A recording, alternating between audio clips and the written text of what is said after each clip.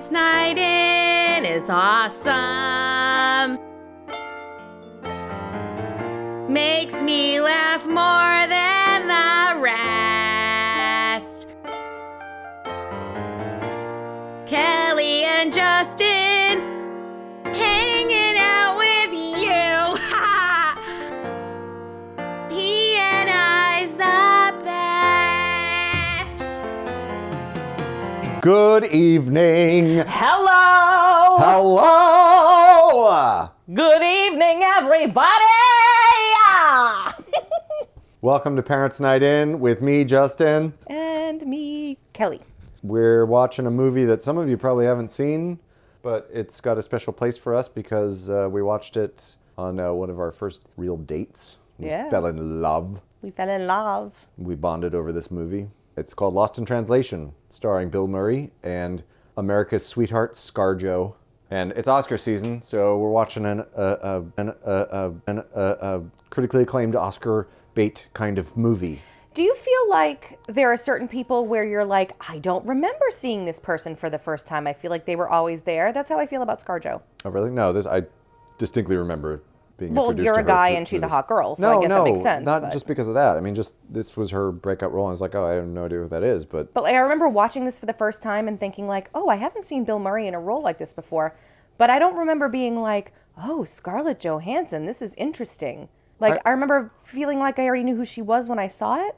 You didn't watch it until the beginning of 2005. When did it come out? 2003.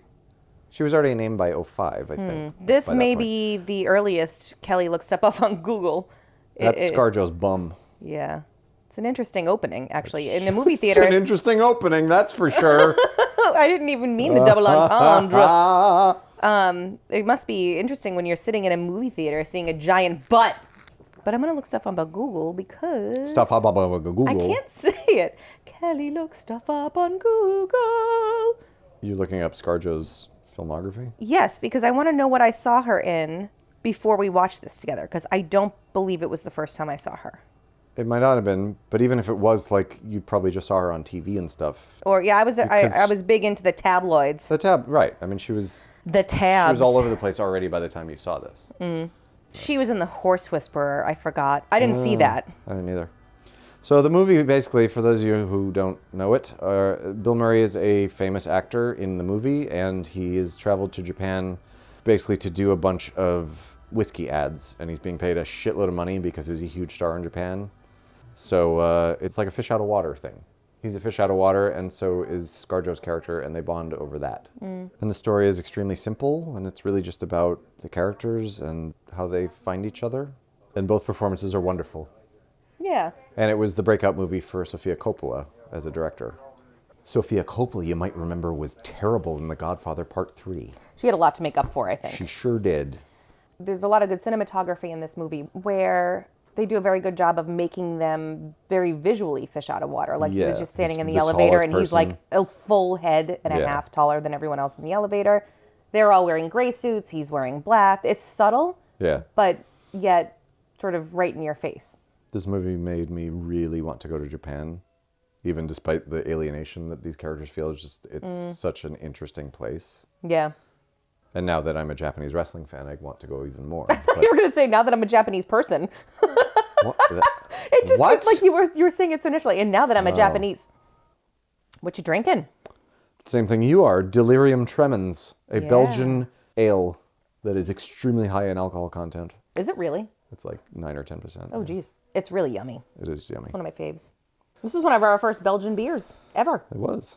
So the first time we watched this. So I had seen this a few times already, and I loved it in a way that I kind of wasn't expecting to. It's like so sort of slow moving and very quiet and like sort of empty in a way, where it's just like you're put into this setting with these characters and just you experience it with them. And the girl I was dating at the time was like, this movie's boring. And this was around the time where you and I started really connecting as friends and having that kind of tension, and the movie made me think of you in that way. Aww. Not on a physical level, but just right. Intellectually, and there's a deeper connection there. Yeah, and then we went out to dinner, and then we came home, and I was like, there's a movie I want you to watch. Yeah, and I liked it. And that made you happy. It did make me happy. I was like, you know what? The last girl didn't like it. You win. It was definitely, like, it was one of those things where I was like, oh, like, I remember thinking, wow, this is really slow. But then at the same time, I was okay with it. And I, because I had never seen Bill Murray in anything like this. Right. I thought it was really fun to just kind of watch him be a fish out of water. Yeah. Because it was like he was a fish out of water as a character in the story, but in my eyes, he was a fish out of water because I'd never seen him in anything other than SNL comedy type stuff. Right. ScarJo's character is there with her husband, who is a hotshot photographer for like the music industry. She feels really isolated because he's off doing his thing and he's totally comfortable there and she's not. One of the best things about this movie is the scenes with him doing his photo shoots and commercials and stuff. Yeah. It's always a Japanese director who doesn't speak English, so he's working through a translator. And he says all this stuff and the translator's like, more intensity. What? Is that it? Right. He says like 4 or 5 sentences, and she's just like, he wants you to hold the drink and look at the camera. Well, and he asks a simple question, and she takes 35 words to say he's it like, back. what? I wonder if that's actually true of the Japanese language. Like, I don't speak Japanese I think this at all. is exaggerated. I'm sure it is, but like the two languages are so different that it's almost impossible to literally translate either of them back and forth, which is why you get Japanese products aimed at like English-speaking markets that say like cat pee as the translation, because it's like cat pee. No, there was like a chain email or something going around that had like all these different Japanese products that were translated to English literally, and it was like cat wetty. Yeah. Do not pull cock in bathtub. Yeah. Meaning don't pull the handle. Right. He does a take and the director's yelling at him. Yeah. And she just says, could you do it slower and more intensity? What's funny is I think that's a dig at George Lucas a little bit, because his only direction back when he shot the original Star Wars was, okay, try it faster and more intense. Yeah. And it's like so... Kato! It's so slow and uncomfortable while he's doing it, too. Yeah. Like, you watch him do the commercial, and you're like, He doesn't know what he's doing. He doesn't know what he's doing. He barely wants to be there. He doesn't understand anyone's language. But he's being paid like $2 million to do this. Probably, yeah. I think her husband was based on Spike Jonze, the director, who Sofia Coppola dated prior to this. And I believe that Anna Faris's character is based on Cameron Diaz. Yeah. Who I think Spike Jonze ended up dating later, didn't he? I don't remember. Bob Harris has been sent a Lady of the Evening. She's like, hey, lip my stocking. Lip them. And he's like, what? Hey, lip my stocking. And look how she's like, rip my stockings, please. Please. And then he starts to, and she's like, oh, don't touch me. I love how dramatic she gets. Like, the second he even touches her leg, she throws herself on the floor and is, like, hyperventilating and kicking her legs around. Oh, it's so silly. So I watch a lot of Japanese wrestling, and I find it funny when they say, like, words in English that they add vowels where there's not supposed to be vowels. Like, especially at the end of a word, because I think in Japanese, pretty much every word ends in a vowel sound. Right. So when they say an English word that doesn't, they add an at the end, like... For the word drop kick, they pronounce it drop kick. So like John Moxley, the first time he wrestled in Japan, they announced him as John Moxley. It's like, you put a vowel in the middle of an X. I've never heard that before. I can't imagine what we must sound like trying to speak their language. Oh, totally. I cannot imagine. It's probably horrid. Oh, they're in the lounge together. The saddest version of Scarborough Fair ever. That's a pretty sad song anyway. Parsley, she's so dramatic about it. Rosemary and thyme. These are just spices, lady. Please join me for a dramatic reading of Scarborough Fair. Thank you. I'll be in the lounge all weekend. Tomorrow I'll be singing about cumin. I'll tell you what, though. I would be at that lounge every night. Yeah. Rooftop lounge. It's amazing. The view is incredible. Oh, my God. It's Anna Faris. She's a total ditz actress who did a movie with Keanu. Anna Faris is perfectly cast. She's like, you're my favorite photographer. And the husband's like, oh, she's flirting with me in front of my wife. I have to hug my wife. Yeah, like, I got to overcompensate by touching my wife. Compulsively. Like, she yells it. Yeah. And Evelyn Waugh was a man. Wow. Not everybody went to Yale. Way to fucking... So she's a Yale grad, apparently. Nice backhanded compliment, Giovanni. Sorry, not everyone's smart like you. Speaking of ScarJo. Yeah. ScarJost, yeah, that's right. Yost went to Harvard. That's crazy to me, by the way. What? That she's with him? That he landed ScarJo. Yeah, well, he's a funny, smart guy. I know he is, but like being a nerd is in. Yeah. I was so ahead of my time. Shit, yeah. So one of the other sort of timely things about us watching this and ScarJo is that this year for the Oscars, she is a double nominee. That's true. She is. She's nominated. She is nominated for Best Actress and Best Supporting Actress. That's right. That doesn't happen often. No, it's pretty rare. I forget how long ago Al Pacino the last time was 30 years ago, or 29 years ago, for Scent of a Woman and Glengarry Glen Ross. And he won for the wrong movie, because his Scent of a Woman performance was kind of silly. Yeah. And his Glengarry Glen Ross performance was amazing.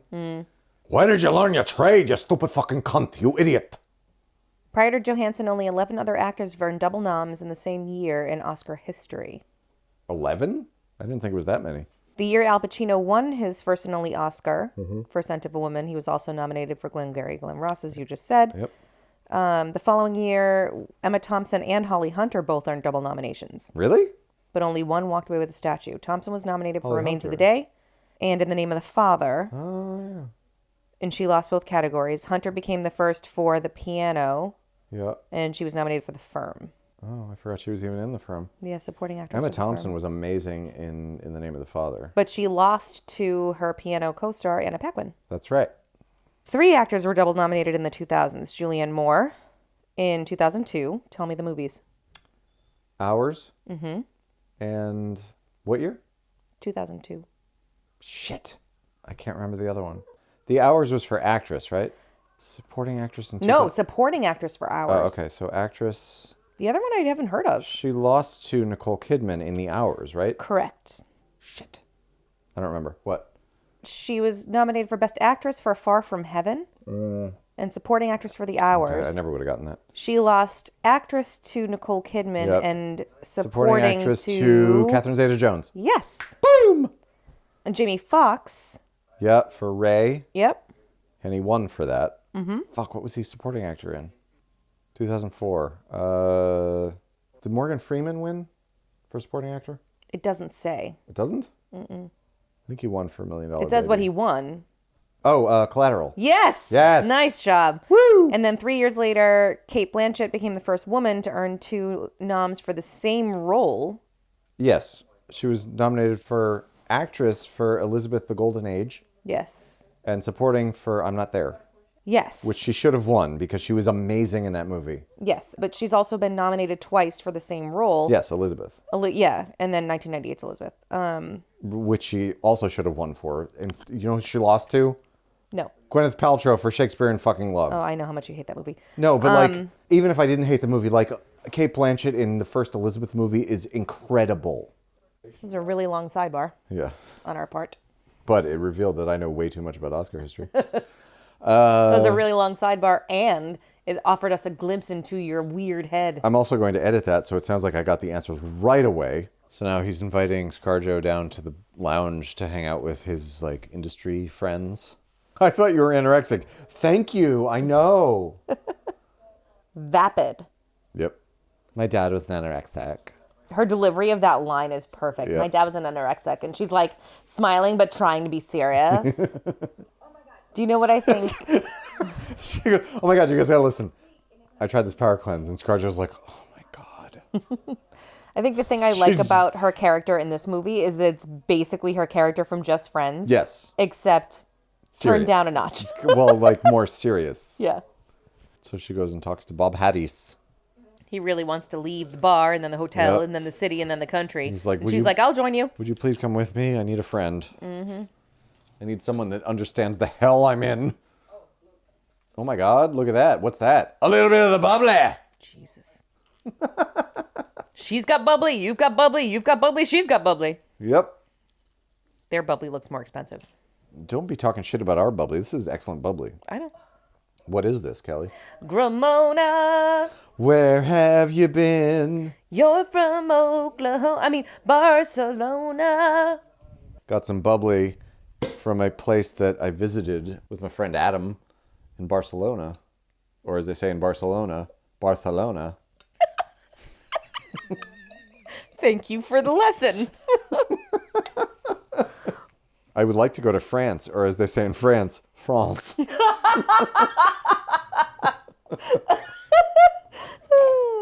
I've also been to England, or as they say in England, England. The UK. Or as they say in England, the UK, governor. Could do this all night. This is stupid. We could go to the South, or as they say in the South, the South, y'all. The South. The South. Wow. They turned into one of those tubes of doom. The South. Meow, wow, wow. Is the dog drinking out of the toilet? Beasley! Bees! Oh my God, that's loud. I hope he cuts that out of the final edit. No, not. I'm going to amplify it. No! I'm going to amplify it and lower it. Please! I love his Chicago accent. Yeah. My bathroom. My bathroom. Well, I am happy with the path that I've chosen, you little bitch.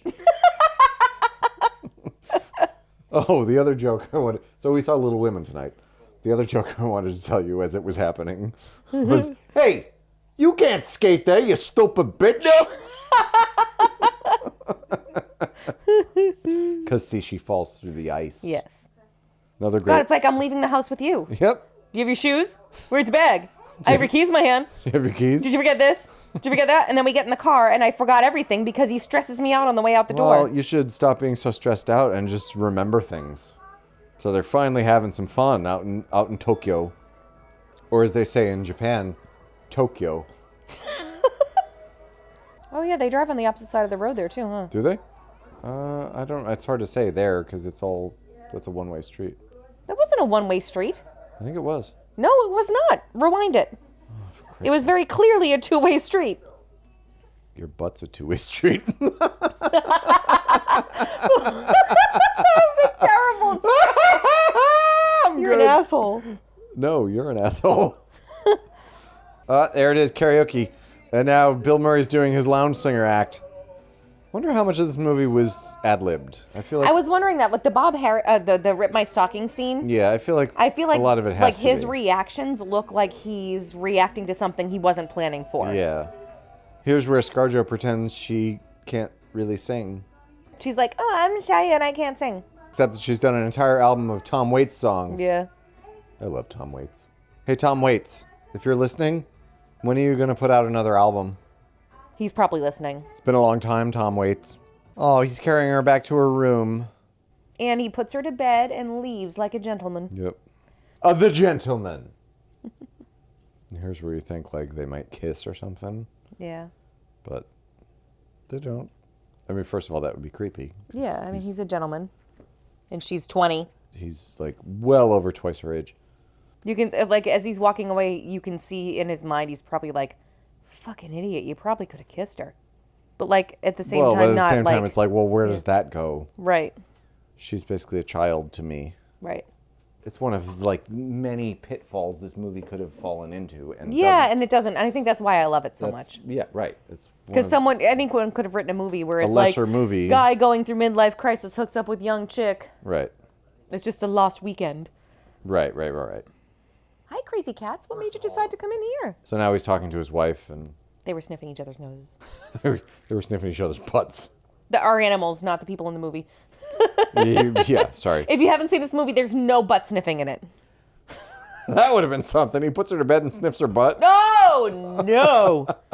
See, that's every girl's, like, fear. If she meets a guy in a random city and he brings her back to her hotel room because she's drunk and then he sniffs her butt. He sniffs her butt. Just like, get your nose out of there. So now he's talking to his wife, and his wife's like, man, when are you coming home? It's like middle of the night where he is. It's daytime there, clearly. Right.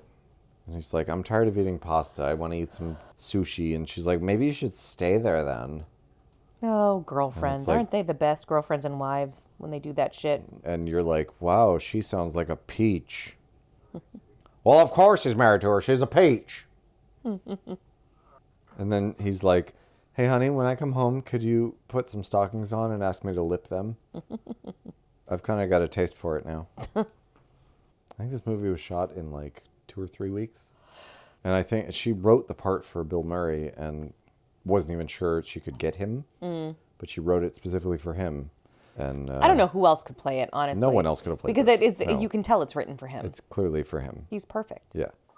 How about this Gramona? Baby, you're the best. Yeah, Gramona's great. So good. I'm glad it came into our lives. Yes. Thank you, Adam. Thank you, Adam. Thank you, Gramona. Thank you, Barcelona. Thank you, lady who gave us the tour. I forget your name. I think it was Sasha. It was not Sasha. Oh, Sartha. It was not Sarfa, if that really is a name. Sartha is what I said. Sartha, I'm sorry. Yeah. Some creep. Sartha is so much more credible a choice than Sarfa. Some creep just slid a note under her door. I wonder what it says. Are you awake? He could have just texted her that if they had exchanged numbers. 2003. It was kind of early for that. It was still texting. That was not QWERTY texting though. That was, what did you call that when it wasn't QWERTY? What was it called before that? You had to press the button 3 times. Right, but it was I just call it 3 times texting. T9. That's what it was called. T9? The TEGIC or T9 system. Why T9? Which predicts texting based on what letters you're typing. First sees the light of day. Remember when text messaging first came about? I mean, I don't know if you were this way, but I was. I was like, what's the point of typing it? Just call the person. Yeah, it took and me a now little it's while. the opposite. No, I try to avoid the phone at all costs. I don't talk on the phone ever if I can help it. Yeah. My first text I ever received was on Thanksgiving from a recent ex-boyfriend. Recent? We've been married for 15 years. Not this Thanksgiving. We've been together. Sorry, hold on. Let me take that again. Recent? We've been married. Recent? We've been together for 15 years. How could this ex-boyfriend be recent? At the time of the text. Oh, okay. That was a lot of work for that. That was a real lot of work for nothing. So I was at my aunt's house on Thanksgiving, the first Thanksgiving Without as a him? single person in like 6 years. Yeah. And I was really depressed and very sad and did not know how to deal with being single. And my phone was beeping like every 3 minutes. Your phone only beeped if you missed a call or had a voicemail. Yeah. And I was like, I didn't fucking miss a call. I checked it 7 times because the beeping was driving me nuts. And it would be like, beep. And then it would, 3 minutes later, beep. Mm-hmm. I was like, what the actual fuck? So then I finally figured out, I was like, what's this little envelope? And so I figured out how to navigate to it because it wasn't a touchscreen phone. It was a T9. Right. So I was like, I have to figure out how to open this thing. And I looked at it and it was like, Happy Thanksgiving. And I read it and was like heartbroken because I was like, oh, now you want to talk to me. Yeah. And I didn't respond. And then he was like, oh, I noticed you read my text, but you didn't respond to it. And I was like, what kind of black magic is this that he can see that I read it? Because I was like, I'm going to show him. I'm not responding. But then he was like, well, I saw that you read it. And I was like, damn it. Now he has the satisfaction of knowing that I saw it. Right. And that's how it totally is now. Like you can tell when it's delivered. You can tell when it's read. Yep. You can see the little dots. You And then can if see someone when doesn't someone is respond. responding, Right. yeah. And if someone starts typing, but they never respond, it's like, ooh, what did they erase? Yeah, right. Anyway, that was a really long story, but that was my first ever text message. Was a really, really, really sad day. And 1 year later on Thanksgiving, you were thinking about me. Indeed, I was. You were thinking about our date the day after. Yeah. Ooh. We went to see Finding Neverland. Maybe we did. Yeah. Then we made out for hours and never saw each other again. We're married. Pretty sure that's not love. So there's a conversation. She goes to visit him in his room, right? Right. And Yeah. she's only been married for like a year or something. And she's still like, I don't understand this shit. And he's been married for 25 years. I was going to say, it's going to be over 20. Then he talks about having kids and how hard that is at first. And this conversation was very pivotal in our lives. Like it was always in my head when the idea of having kids became real. This sentence, life as you know it will be gone. Life as you know it is gone. And then he says, they learn how to talk and stuff, and then they become people, and you want to be with them. And I was like, I really hope that that's the case. And he says, they're the most delightful people you'll ever meet. And it's very true. Yeah. And it's also very true that, like, I imagine that probably I'm the only person in the world that feels that way about my child. not everybody thinks your child is the most delightful person they'll ever meet, but it's a great feeling. And there's, when you have kids, there's still, you sort of weave in and out of feeling close to them and not feeling close to them. Because your job is to keep them alive and make them good people. Right. And it's a struggle to make somebody a good person. It is. When they say when you get into a relationship, you can't change a person, and your life's job for 18 years is to mold a child. Is to change a person. Into a person, yeah. Multiple times. Yeah. So this is visually a beautiful scene. So they're like laying in the bed, and she's sort of got her feet on his hip, and he ends up putting his hand on her foot. So there's an intimacy there, but again, it's not crazy sexual tension, but it's companionship. It's affection. Yeah. And he just puts his hand on her foot. Mutual affection. And says, "You're okay. Yeah. Everything's going to be all right with you." But I like the sweetness of it. I like that it never gets creepy. No, I think it was sort of a father figure thing. She goes to Kyoto. Sort of like a cool uncle. First time I heard of Kyoto, I was like, when they named this city, did they just scramble the letters of Tokyo? Oh, yeah. I never noticed that. It's the same fucking letters. How did I never notice that? It's only 5, Kelly. Wow. You know who's from Kyoto? Who? Shinsuke Nakamura. Oh, really? Yep. Shinsuke! Shinsuke! When Justin first started watching a lot of the Japanese wrestling, he was showing me this Shinsuke Nakamura that he really liked. And there was a woman in the audience who just... Multiple women. Consistently yelled, "Shinsuke!" And I was like, Justin, what is happening here? But it became so distracting to me that I couldn't even watch the match. Female Japanese wrestling fans will do that. They will just yell the name over and over and over. It's much more respectful than the American fans who go, "Hey, Kane, get up, you big baby! Get up, you big baby! I gotta go to the bathroom, Daddy." Not now, damn it! Not now, damn it! Thank you, Justin! Not now, damn it! Not now, damn it! Not now, damn it! It's 12:35. I believe he's on his way to the Japanese Johnny Carson show, which we'll find out is not even remotely like Johnny Carson, but way better, as a matter of fact. Hold on! Don't spoil it.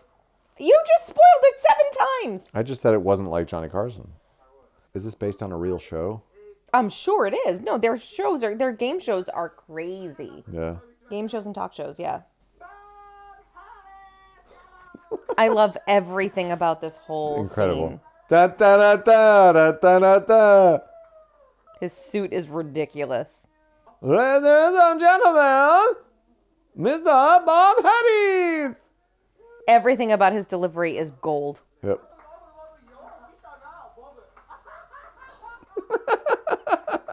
His laugh is also incredible. It's amazing.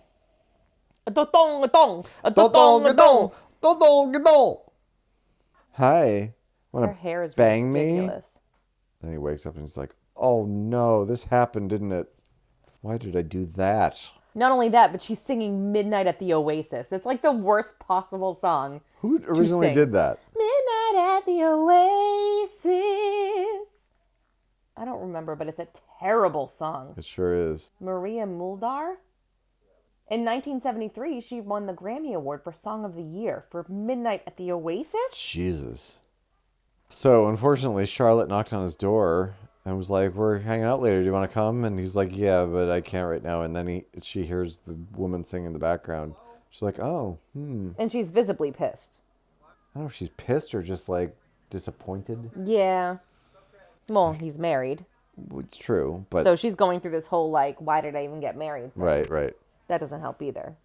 I remember being at work one night and having one of the managers there just go on a bitch fest about how horrible marriage was. Yeah. And I was, like, heartsick and heartbroken, and all I wanted to do was be in a relationship. And I was like, "What do you mean marriage is awful?"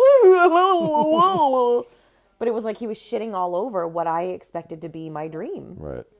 That's the most polite fire alarm I've ever heard. It really is. Ding, ding, you might burn to death if you don't get out of bed right Okay. now. Refill, please. I am out of the bubbly. more in my glass. They were looking at each other in the lounge and like sort of shaking hands, and he said, I don't want to leave. Even though this whole week he's like, I just want to go home. Right. He doesn't want to leave because I think he found his comfort in her. Right. You can definitely tell that, like, if they had met sort of 10 years closer on either end, right, it could have been a completely different ending. They would have actually hooked up. Yeah. I also like how one of the things that they don't really focus on in this movie is the generational difference. Right. Like, currently it's such a hot thing to lean on. Is like, oh, boomers and millennials and okay boomer. And like, if this movie was made in 2020, it would be, oh my God, you're a millennial and you were hanging out with a boomer? Okay, boomer. Yeah. But they don't address it. They don't really talk about it. They just sort of relate to each other on the level that they are at. Right. And he doesn't do a lot of the condescending when I was your age. No, and when they... I love that. They clearly address the fact that they're in different phases of their lives. Phases of their lives, yes, but generations and the whole like kids today thing doesn't come up, and but they really relate appreciate to that. it on like him sort of giving her advice, like, you're gonna be okay. Right, and then him being, her being really disappointed in him for like hooking up. Yeah. And then on the drive out, he sees her walking down the street. And he says, I need to... So he gets out of the cab. Do a proper goodbye, because... he's kind of like running towards her. It was awkward in the hotel. I didn't get to say what I wanted to say. They do a really good job of building that tension here a little bit, too. Yeah. And they look at each other for a second, and you're like, are they going to kiss? Maybe, I don't know. And then he whispers something in her ear. Yep, and we don't get to hear what it is. But it clearly means a lot to her. She's like in tears, basically. They do get a little bit of a kiss. And then he kisses her twice. Once on the mouth and once on the cheek. And it's a very sweet moment. It is. It's a really sweet goodbye. Michael and Pam have a little bit of a moment like this at the end of The Office. They do. There's a similar vibe. Yeah. Well, it conveys that thing where, like, there are people that will sort of drift into your life for a short time, but they'll mean a lot to you while they're there. Right. And you like to leave a movie like this thinking that both of them are better off for having met. Yes. I'll be a plastic toilet. Is that what the song is saying? I don't think so. I think he said, I'll be your plastic toy. It sounds like plastic toilet. I like plastic toilet better. Can I play with magnets? I'll be your plastic toilet. I can't sit on you because the seat wobbles around. Jesus. What? Thank you, Sophia, for such a wonderful movie. It is a wonderful movie. I really like it. It's just about... I always like unlikely friendship movies. Yeah. Unlikely friendship movies and just sort of people who make a meaningful connection with each other. Right. Despite not on paper, not having that sort of dynamic.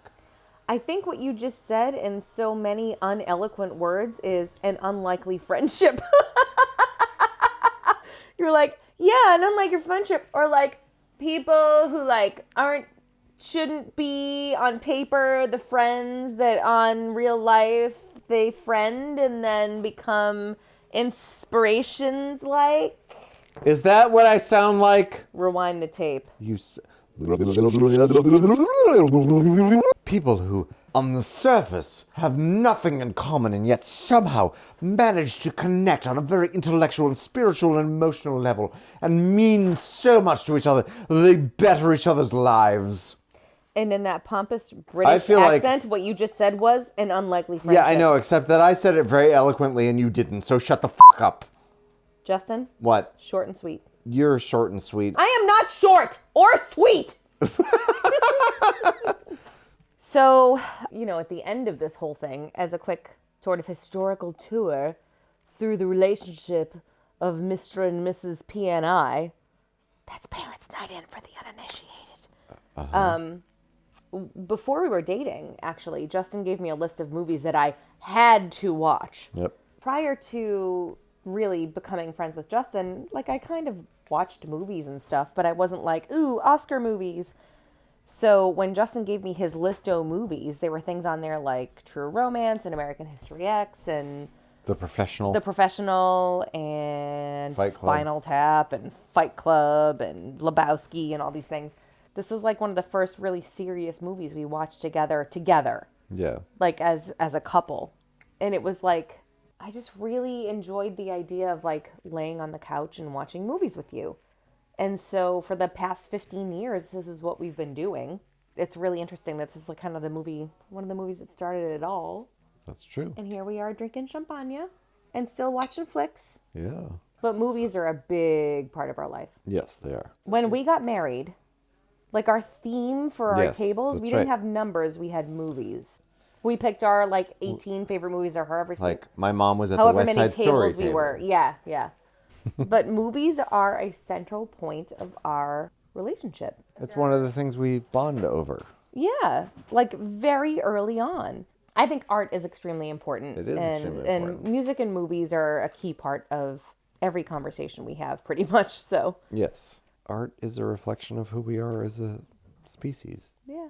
Basically, whatever free time we have, we spend it watching movies or going to movies or listening to music or talking about music. Just experiencing art. Yeah. This is one of those movies that just reflects the human condition in a really simple and poignant way. Beautiful and understated. Yes. I'm guessing that during the filming of this movie, Sofia never said slower and with more intensity. She did an amazing job of kind of letting the movie happen. It feels like everything just happens. Nothing is forced. Right.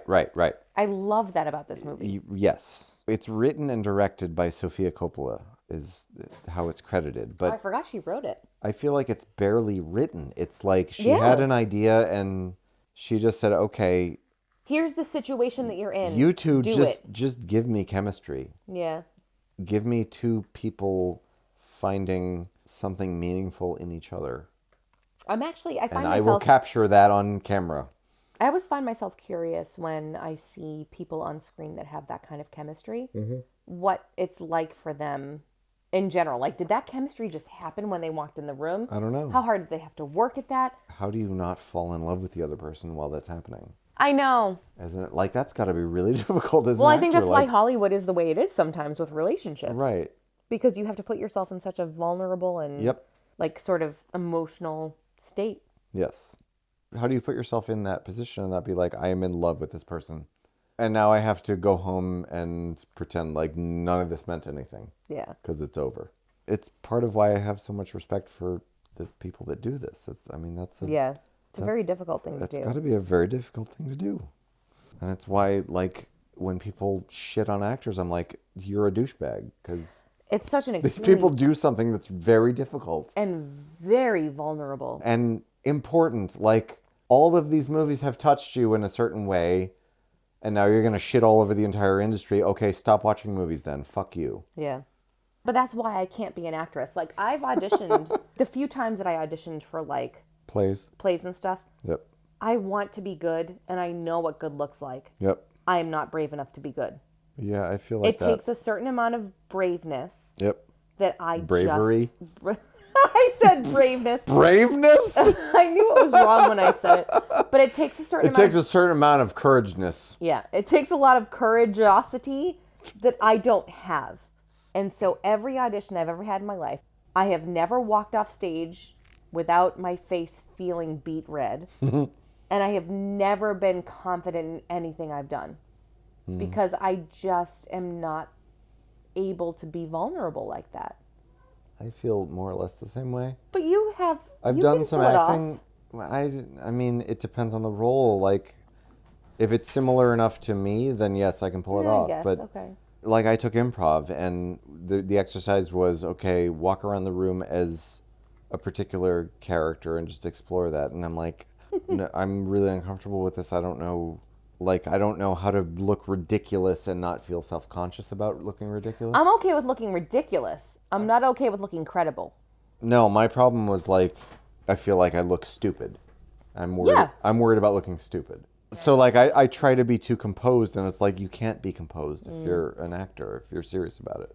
Yeah. It really is the vulnerability. Like, I'm not comfortable being vulnerable. I've built up this wall of, like, I can't cry in front of people unless I'm watching a fucking movie where it's like, oh, it's the movie, so it's okay. But, like, if I have a moment in front of other people that's genuine, I can't bring myself to cry. Yeah. What the fuck is that about? Well, because it's real. I know. But people shield themselves from real emotion all the time. I guess. So all of that sidebar was really dedicated to art is awesome. I mean, it's really dedicated to, it's a great little movie. It's a great movie. I appreciate everything behind it. It's about finding a connection where there isn't one. Yeah. And that's why it was so touching at the time when we were courting each other. I think they call it flirting in our day, but yes. Well, we were flirting and we were courting, and it was like... Will we, won't we? I'm in this other situation, and it's not fulfilling me in the way that I want, but I feel like I could find that in you. Well, and that's the thing, is like every relationship has its own special connection. Right. You know, you don't find a soulmate in many people in your life. Right. So, like, I can't imagine what it would be like to be married and find your soulmate in someone else. Right. And then you have to try to transition. And then you have to break off this other thing. And, you know, I was with somebody that was not my soulmate, and I found you and was like, okay, this is it. Right. So now I have to somehow sever everything I have. You guys, he loves me. It was a big chapter. It was a big chapter. And this movie sort of illustrated that. Yeah, so I can see that. For you Parents Night In fans, this is how these parents got together to have their night in. Yeah. More or less. Now you have a little bit more of the history. That's why this movie means a lot to us. This movie means a lot to us because it was one of the first movies where we really, sat down and talked about a movie and connected on a movie as a couple. In the same way. About a couple. In the same way that the characters in the movie connected. Yeah. Well, PNI friends. We hope you have enjoyed this weird spiritual... Rambling. And us trying to be vulnerable with you when neither of us likes to be vulnerable in front of strangers. Jesus. Like, you just said that, and I'm like, we weren't trying to be vulnerable, but then when you said when neither of us likes to be vulnerable... Neither of us likes to be in front vulnerable. of strangers, and I'm like, oh, Jesus, I was really vulnerable just then. I hope you delete all this. No, I mean, we're going to be vulnerable. That's fine. We hope it's touching. We hope that us talking about this movie where two unlikely people get together, that inspired two unlikely people to get together, will inspire two unlikely people to get together. Happy 2020, everybody. Happy 2020, everybody. Hope you all find love, like we have. Bye. Bye. Thanks for watching, everybody. Don't forget to click that subscribe button and follow us on Twitter, MeWe, and Facebook.